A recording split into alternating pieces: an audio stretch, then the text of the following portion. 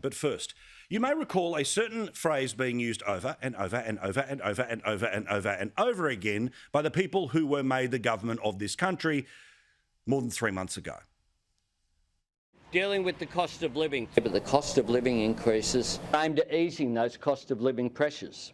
The cost of everything is going up, but your pay isn't. Inflation is much higher than the cost of living. It's just too hard to get by.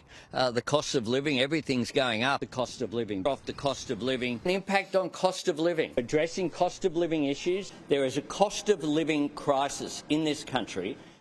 And of course, the media did its bit by echoing his talking point that this was one of the key fulcrums for Australia to make its decision. It even made international news on the BBC, but the domestic media was more than happy to use that term over and over and over again because it was associated with the person they wanted to win the election. Price of petrol and the cost of living. People are hurting. A spiralling cost of living. Skyrocketing inflation and as a result rising interest rates and falling real wages. The Reserve Bank will lift official interest rates.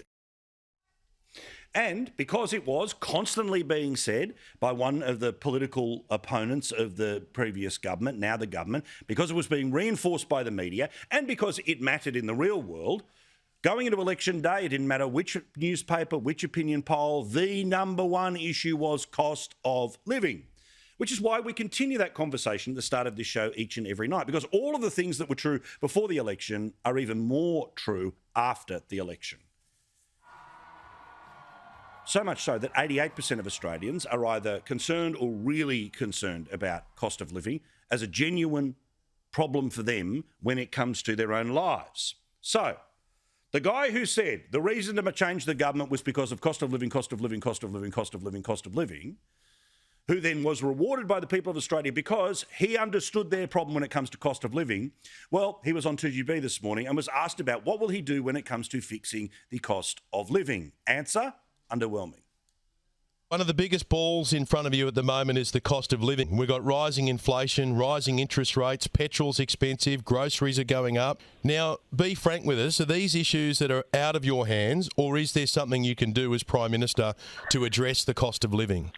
Some things are beyond our control. For example, the Russian invasion of Ukraine had an enormous impact on energy prices and on supply chains around the world, and we've seen inflation rise to double digits in the UK, for example. In North America, it is much higher than it is here. So there are things that the government can do. It can't solve everything, of course, but we're very focused because we understand the pressures that families are on out there. I can't solve everything. Now, imagine what Albo would have said if the former Prime Minister had said that about inflation. What would the then opposition leader's reaction been?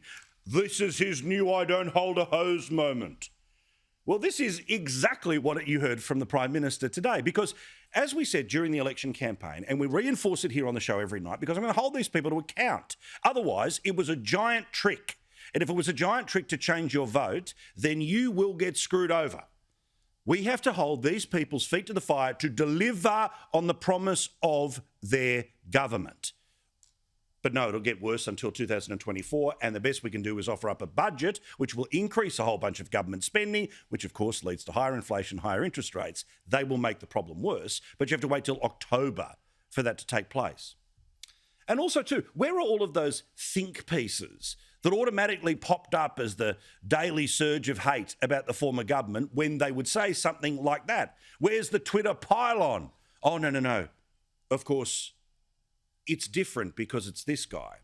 No, bullshit. That means you never cared. It means it was never an issue for you. It just was a way of blasting somebody you don't like out of office. And that is a disgrace because you raised the expectations of millions of Australians, 88% of Australians, who are worried about this situation. You cannot dance, you cannot divert, you cannot pretend that everything used to be personal, now everything's cyclical. Because it won't work, it won't fly. And yes, while the extreme majority of the media are bought off by new access and new people and a new Prime Minister who texts them before they go to bed every night just to double check and say thank you, The reality is that the people of Australia will not cop politicians who lied to people at elections.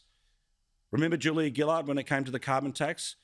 Well, she got her fate delivered by Labor MPs before the 2013 election.